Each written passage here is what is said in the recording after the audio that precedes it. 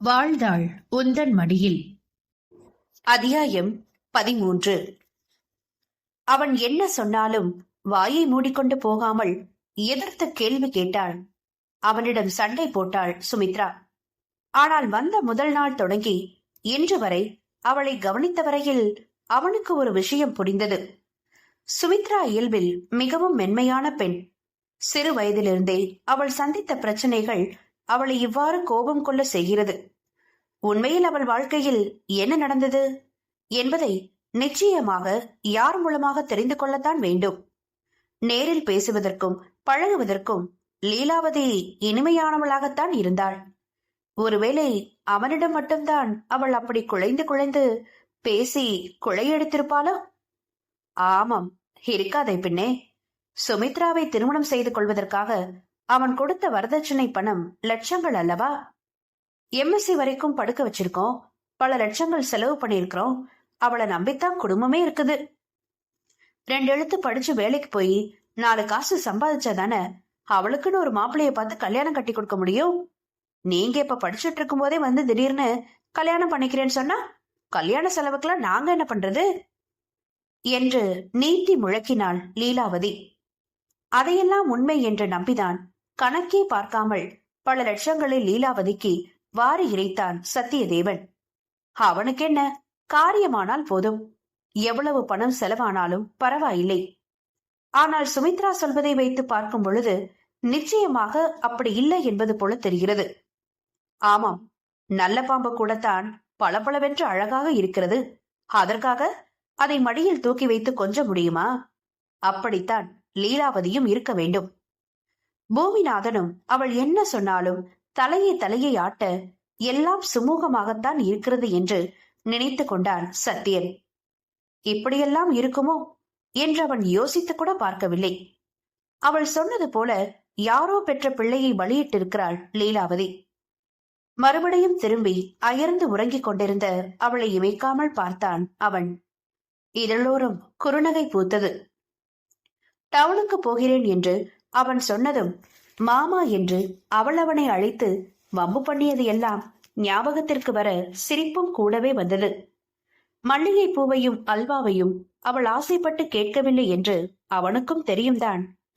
சும்மா வெறும் விளையாட்டுக்காகத்தான் இதையெல்லாம் செய்கிறாள் என்றாலும் அவள் கேட்டதற்காகவே வாங்கி கொண்டு வந்தான் அவன். பேசாமல் சும்மாவே வெறுங்கையை வீசிக்கொண்டு வந்திருக்க வேண்டும். அவள் என்ன, நான் சொல்லிவிட்டேனே வாங்கி வரவில்லையா என்று சண்டையா போட்டிருப்பாள். அதை வாங்கி வந்ததுதான் பெரும் பிரச்சனையாக போயிற்று. ஏதாவது செய்து அவள் வாழ்வை சீர் செய்ய வேண்டும் என்று ஆசைப்பட்டான். ஆனால் அவன் நினைத்தால் மட்டுமே அவளது வாழ்வு சீராகும். தாயும் தந்தையும் இல்லாமல் பாட்டி தாத்தாவோடு வளர்ந்த ஆண் பிள்ளையான அவனுக்கே எவ்வளவோ கஷ்டங்கள், மனக்கசப்புகள் இருந்திருக்கின்றன. பாட்டியும் தாத்தாவும் அவனை ஒரு இளவரசனாகத்தான் வளர்த்தார்கள். ஆனால் சுற்றி 1000 பேர் இருந்தாலும் பெற்ற தாய்க்கு ஈடாகுமா? அவனுக்கே அப்படி என்றால் ஒரு பெண்ணாக தாய் இல்லாமல் சுமித்ரா என்னவெல்லாம் கஷ்டப்பட்டிருக்க வேண்டும். என்னவோ லீலாவதியின் சித்தி பத்மினியை மிஞ்சும் நடிப்பில் ஏமாந்து போய்விட்டான் சத்தியன். அந்த அம்மாள் முன்மொழிந்ததற்கெல்லாம் பின்பாட்டு பாடி அதனை வழிமொழிந்து கொண்டிருந்தார் பூமிநாதன். பெற்ற தந்தையே சொல்கிறாரே என்று துளி கூட சந்தேகம் வரவில்லை சத்தியனுக்கு. லீலாவதியை அடித்து வாயை உடைக்கிறானோ இல்லையோ, முதலில் இந்த பூமிநாதனின் வாயை அடித்து உடைக்க வேண்டும் என்று வெறி ஏறியது சத்தியனுக்கு. லீலாவதிக்கும் சுமித்ராவுக்கும் எந்த இரத்த தொடர்பும் இல்லை. ஆனால் பூமிநாதன், அவர் கூட தான் பெற்ற பெண்ணின் வாழ்வை பற்றி சிறிதும் யோசிக்கவில்லையே. என்னமாய் பொய் சொல்லி நடித்து அவனை ஏமாற்றியிருக்கிறார்கள் கணவன் மனைவி இருவரும். வழக்கம் போலவே காலையில் எழுந்து வயல் வேலைக்கு சென்று பம்பு செட்டில் குளித்துவிட்டு நேராக சாப்பிட வந்து விட்டான் சத்தியன். வழக்கமாக வரும் நேரத்தை விட இன்று சற்று தாமதமாகத்தான் அவன் வந்தான். நேற்று நடந்த பிரச்சனை பற்றி பேசுவதற்காக ஊர் பெரியவர்கள் 1-2 பேர் அவனை பிடித்துக் கொள்ள அதிலேயே நேரம் போய்விட்டது. குளித்து வந்தவனுக்கு பயங்கர பசி. பாதி சாப்பிட்டுக் கொண்டிருக்கும் பொழுதுதான் சுமித்ராவை பற்றிய ஞாபகம் வந்தது. அண்ணோ, அவ சாப்பிட்டாளா? இல்ல சென்னையா, அம்மா இன்னும் கீழே வரவே இல்ல. எப்பவும் காலையிலேயே கீழே வந்து சாமி நூலை விளக்கேத்திட்டு எனக்கு உதவி பண்றேன்னு வருவாங்க. ஏனோ இன்னைக்கு வரல. அவங்க கீழே வருவாங்கன்னு எதிர்பார்த்துக்கிட்டு நானும் அவங்களுக்கு காஃபி கொண்டு மேல போகல. நேத்து ராத்திரி கூட ஏதோ நீங்க திருநெல்வேலியில இருந்து அல்வா வாங்கிட்டு வந்தீங்களா, அத சாப்பிட்டேன். பசிக்கலன்னு சொல்லி சாப்பிடாமலே படுத்துட்டாங்க. ராவுக்கு சாப்பிடலையே, காலையில சீக்கிரமே சாப்பிட வருவாங்கன்னு எதிர்பார்த்ததுதான் நானும் சீக்கிரமாவே பலகாரம் தயார் பண்ணேன். அன்னலட்சுமி பேசிக்கொண்டே போக அது எங்கே அவன் காதில் விழுந்தது? வாய்க்குள் வைத்த பூரி அப்படியே இருக்க, அப்படியானால் இரவு சுமித்ரா சாப்பிடாமலே உறங்கிவிட்டாளா? அன்னலட்சுமியிடம் சொன்னது போல அவள் அல்வாவெல்லாம் சாப்பிடவில்லை.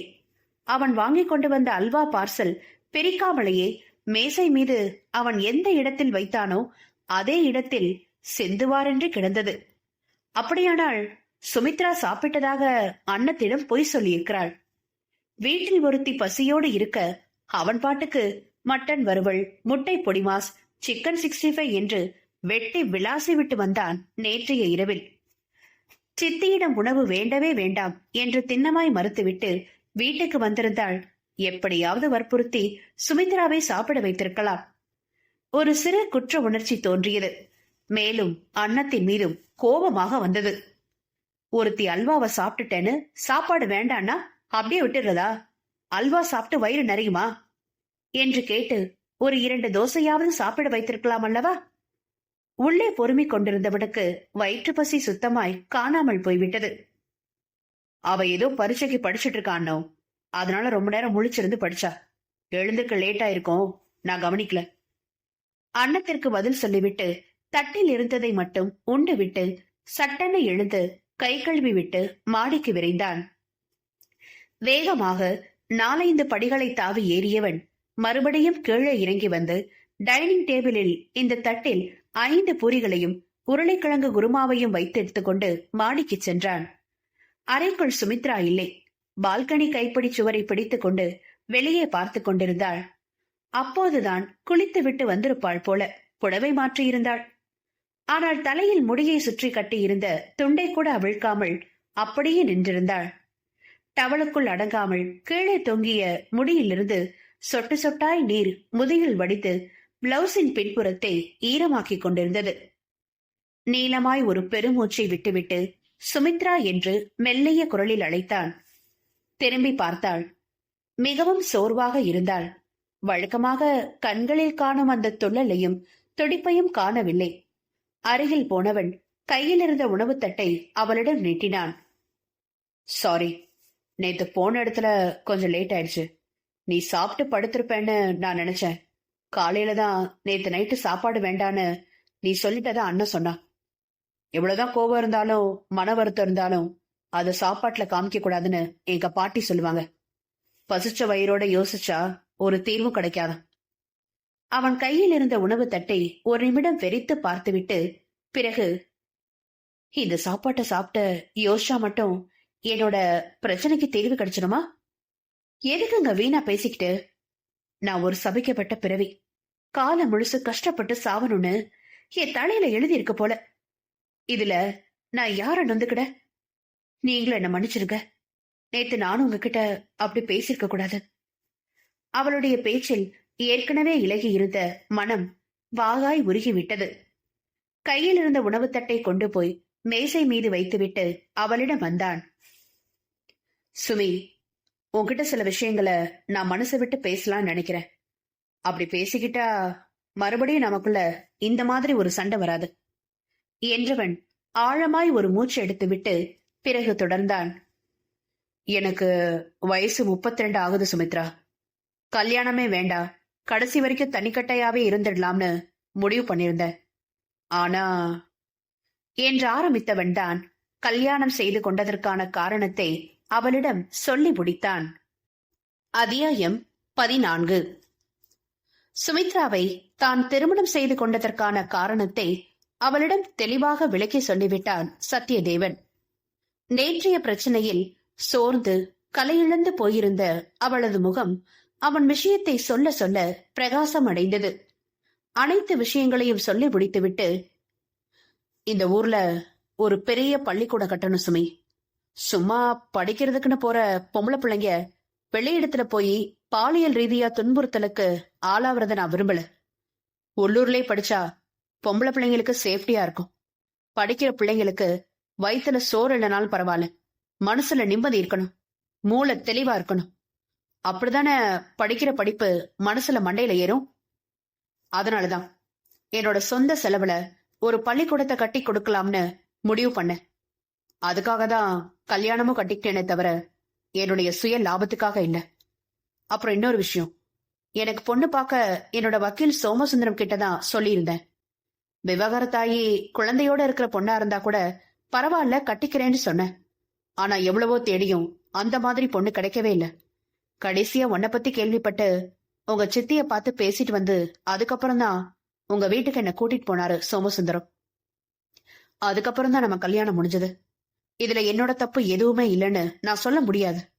ஏன்னா எனக்கு பொண்ணு பாக்குற பொறுப்ப சோமசுந்தரம் கிட்டதான் ஒப்படைச்சிருந்தேன். எந்த பொண்ணா இருந்தாலும் உண்மையான காரணத்தை சொல்லிதான் பொண்ணு கேட்கணும்னு சொல்லி இருந்தேன்.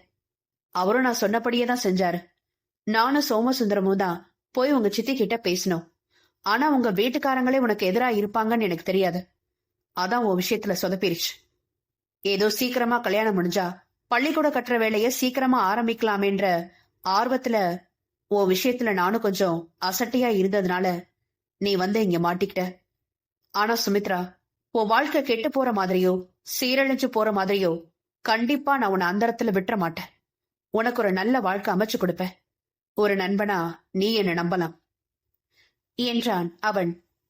சத்யன் பேசிக் கொண்டிருந்ததை பேசியதை கேட்ட சுமித்ராவுக்கு கொஞ்சம் நிம்மதி வந்தது. ஏதோ ஒரு நல்ல காரியத்திற்காகத்தான் அவளும் தன் வாழ்க்கையை அர்ப்பணிக்கப் போகிறாள் என்று பூரண திருப்தி ஏற்பட்டது.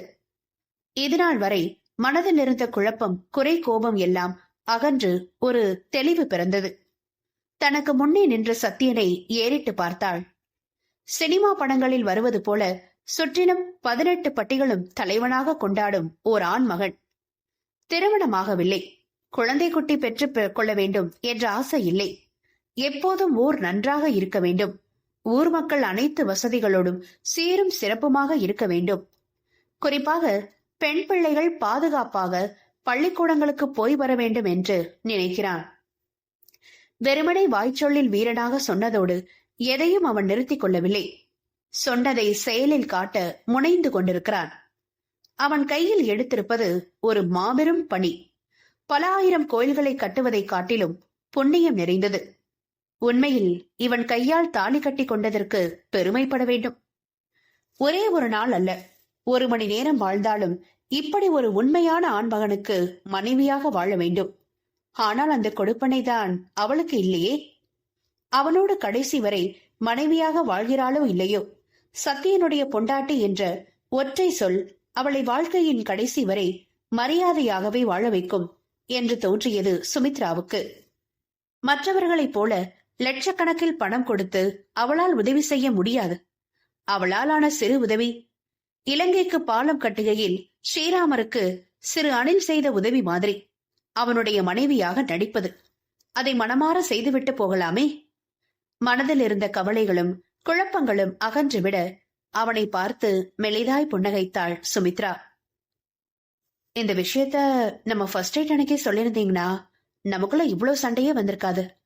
நமக்குள்ள நடந்த எல்லா பிரச்சனைக்கும் காரணம் நீங்க தான். விஷயத்த அரைகுறையா என்கிட்ட சொன்னீங்க. உங்க பாட்டி தாத்தா பேர்ல இருக்க சொத்து உங்க பேர்ல வரணுன்றதுக்காக என்ன கல்யாணம் பண்ணிக்கிட்டீங்க மாதிரிதான் சொன்னீங்களே தவிர வேற எதையும் நீங்க என்கிட்ட சொல்லவே இல்லைல்ல. இதோ இப்ப சொன்னீங்களே, இந்த மாதிரி தெளிவா அன்னைக்கே இந்த விஷயத்த சொல்லியிருந்தீங்கன்னா நானும் சமாதானம் ஆயிருப்பேன். தேவையில்லாம உங்ககிட்ட கோவப்பட்டிருக்க மாட்டேன் என்றவளை வியப்பாக பார்த்தான் சத்தியதேவன். நானும் உங்கள மாதிரிதான் கல்யாணம் பண்ணிக்கணும், குடும்பம், குழந்தைன்னு ஆகணும்னு அப்படிலாம் எந்த ஆசையும் எனக்கு இது வரைக்கும் வந்ததே இல்ல. நல்லா படிக்கணும், படிச்சு நம்மள மாதிரியே படிக்க முடியாத ஏழை குழந்தைகளுக்கு உதவி செய்யணும், அதுதான் என்னோட லட்சியமா இருந்தது. அப்புறம் ஒரு நாள் திடீர்னு வந்து கல்யாணம், இவர்தான் மாப்பிள்ளன்னு சொன்னாங்க. என்னால எதிர்த்து பேச முடியல, வேண்டாம்னு சொல்லவும் முடியல. ஏன்னா அது சொன்னது என்ன அவங்க பிள்ளையா பாத்துக்கிட்ட ஜாஸ்மின் அம்மாவும் ரீட்டா அம்மாவும். அவங்களும் உங்களை பத்தி ரொம்ப நல்லாதான் சொல்லவே சரின்னு ஒத்துக்கிட்டேன். அதுக்கப்புறம் நீங்க ஃபர்ஸ்ட் நைட் அன்னைக்கு சொன்னதை நினைச்சு ரொம்ப கஷ்டமா இருந்தது. இப்போ அந்த கஷ்டம் எதுவுமே இல்ல. நான் ரொம்ப ரொம்ப சந்தோஷமா இருக்கேன். உண்மையிலேயே நம்ம 2 பேரோட லட்சியமும் ஒண்ணுதான். கண்டிப்பா உங்க லட்சியத்துக்கு நான் உறுதுணையா இருப்பேன். உங்களை எந்த விதத்திலையும் கஷ்டப்படுத்த மாட்டேன். உங்களுக்கு எப்போ என்ன இந்த வீட்டை விட்டு போக சொல்லணும்னு தோணுதோ தயங்காம நீங்க என்கிட்ட சொல்லலாம், நான் போயிடுவேன். அதை நினைச்சு எனக்கு எந்த வருத்தமும் இல்ல. நீங்களும் என்ன நினைச்சு எந்த குற்ற உணர்ச்சிக்கும் ஆளாக வேண்டாம். மலர்ந்த முகத்தோடு சத்தியதேவனிடம் இவை அனைத்தையும் சொன்ன சுமித்ரா நேராக சென்று டேபிளில் அவன் வைத்த உணவுத்தட்டை எடுத்து சாப்பிட ஆரம்பித்தாள். வியப்பும் திகைப்புமாய் அவளையே பார்த்து கொண்டிருந்தான் சத்தியன். பெண் என்றால் இவள்தான் என்று தோன்றியது. இப்படிப்பட்ட ஒரு பெண்ணை அவன் இதுவரை கண்டதில்லை. பாட்டி பாட்டி தீர்க்கமான முடிவெடுப்பார், புத்திசாலி. அவனோடு மிகவும் பாசமாக இருப்பார். ஆனால் இவள் பாட்டியை விடவும் 10,000 மடங்கு புத்திசாலியாக தோன்றினாள் சத்தியனின் கண்களுக்கு. யோசனையோடு தாடையை தடவிக் கொண்டான் அவன். ஆயிற்று. சத்தியனுக்கும் சுமித்ராவுக்கும் திருமணமாகி கிட்டத்தட்ட 3 வாரங்கள் ஆகிவிட்டன. முதலில் போல இருவரும் எதற்கெடுத்தாலும் ஒருவரை ஒருவர் குத்தி கிளறி சண்டை போட்டுக் கொள்வதில்லை. குறிப்பாக சுமித்ரா சத்தியனிடம் மிகவும் தன்மையாக இருந்தாள். உண்மை தெரிந்து விட்டதால் இருவருமே குறிப்பறிந்து நடந்து கொள்ள இயல்பாகவே நாட்கள் நகர்ந்து சென்றன. முன்பு போல சுமித்ரா சத்தியனை சீண்டுவதில்லை. அதை பார்த்து சத்தியனுக்குத்தான் ஒரு மாதிரி ஆயிற்று. பேசாமல் அவள் சொன்னது போல திருமணமான இரவன்றே அனைத்து விஷயங்களையும் அவளிடம் சொல்லி இருக்க வேண்டும். இவ்வளவு மனக்கஷ்டம் ஏற்பட்டிருக்காது. ஆனால் கெட்டதிலும் ஒரு நல்லது போல இப்போதாவது சொல்ல தோன்றிய தனது புத்திசாலித்தனத்தை மெச்சிக் கொண்டான் அவன். எந்த பிரச்சனையும் இனி வராது என்று அவன் எண்ணி மகிழ்ந்து கொண்டிருந்த வேளையில் பிரச்சனை ஒரு டிஃபன் கேரியர் மூலம் சத்தியனின் வீட்டுக்குள் நுழைந்தது. கொண்டு வந்து வைத்துவிட்டு போனது திருமணமான புதிதில் குலதெய்வம் கோயிலுக்கு சென்றிருந்த போது சுமித்ரா சந்தித்தாளே, ஒரு முதிய பெண்மணியும் இளம் பெண்ணும். அந்த இளம் பெண்தான். அவர்கள் வந்து இவளிடம் பேசியதற்கே இவளை போட்டு அந்த பாடுபடுத்தினான் சத்தியன். இவள் என்னடாவென்றால் தைரியமாக அவன் வீட்டிற்குள்ளேயே வருகிறாளே, அதுவும் 2 டிஃபன் கேரியரை வேறு கையில் பிடித்துக் கொண்டு. இதைத்தான் வினை வந்து வெங்காயத்தை கவ்வியது என்று சொல்வார்கள் போல.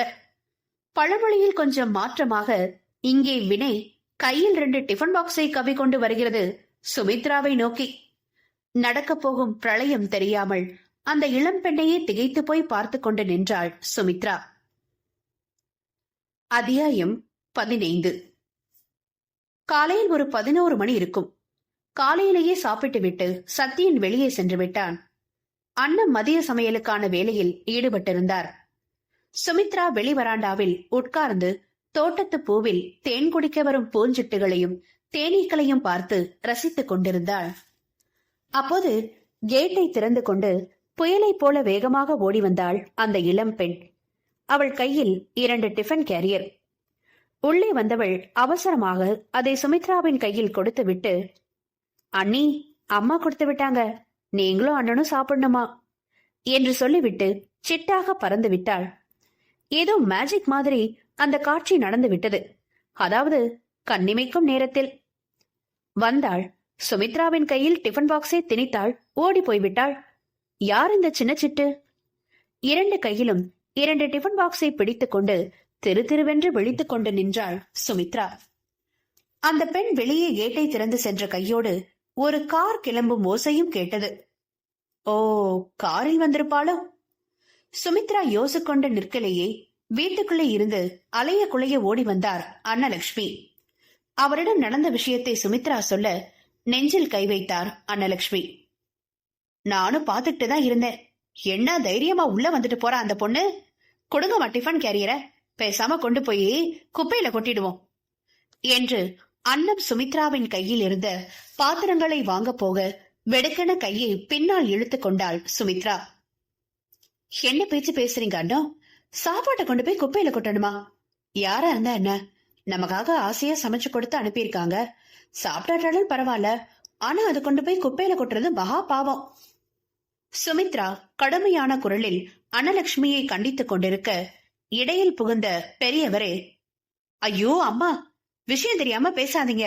நீங்க கொடுத்த அந்த டிஃபன் கேரியரை சின்னையாவுக்கு மட்டும் தெரிஞ்சது என்று அண்ணம் சொல்லிக் கொண்டிருக்கும் போதே கேட்டை திறந்து உள்ளே நுழைந்து கொண்டிருந்தது சத்தியதேவனின் வெள்ளை நிற டொயோட்டா ஃபார்ச்சுனர் கார்.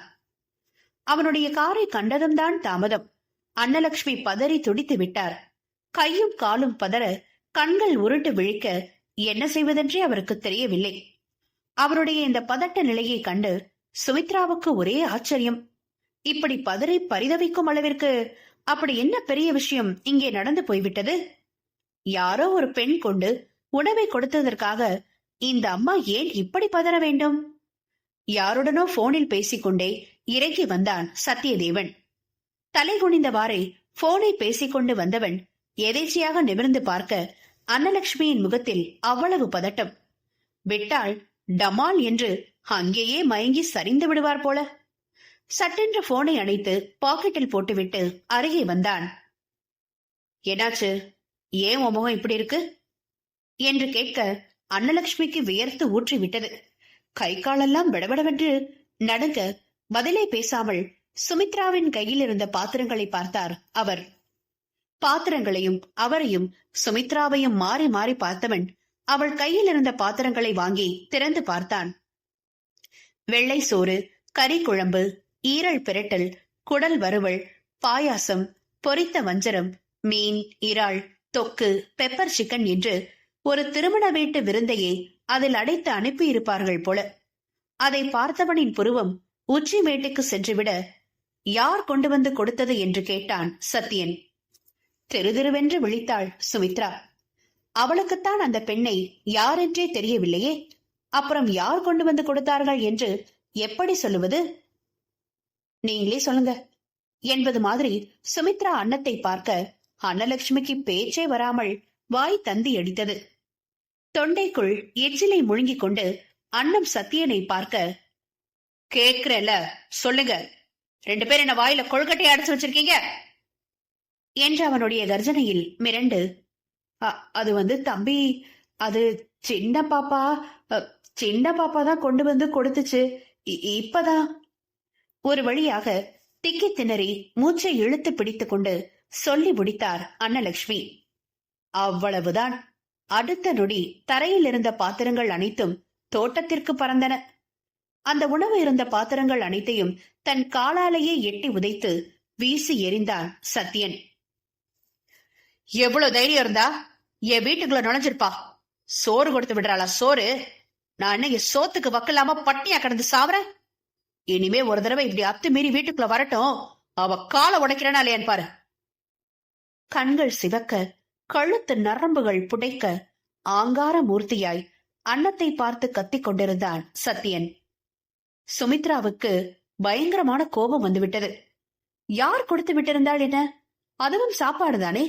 அதை இவ்வளவு கேவலமாக காலால் உதைத்து தூர தள்ள வேண்டுமா? தள்ளியதும் இல்லாமல் என்னவோ இங்கே இருப்பவர்கள் தப்பு செய்தது போல இப்படி கிடந்து கத்துகிறான். இவன் என்ன மனித பிறவியா இல்லை மாட்டு ஜென்மமா? உங்களுக்குலாம் அறிவுங்கிற ஒண்ணு இருக்கா இல்லையா? சாப்பிடுற சாப்பாடு அதை இப்படி காலால உதைச்சு தூர தள்ளுறீங்க.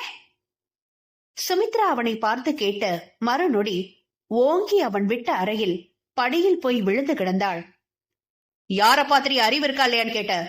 4 எழுத்து படிச்சுட்டா நீ ரொம்ப பெரிய அறிவாளியோ? இந்த மாதிரி பேசுறது இதுதான் முதலும் கடைசியுமா இருக்கணும்.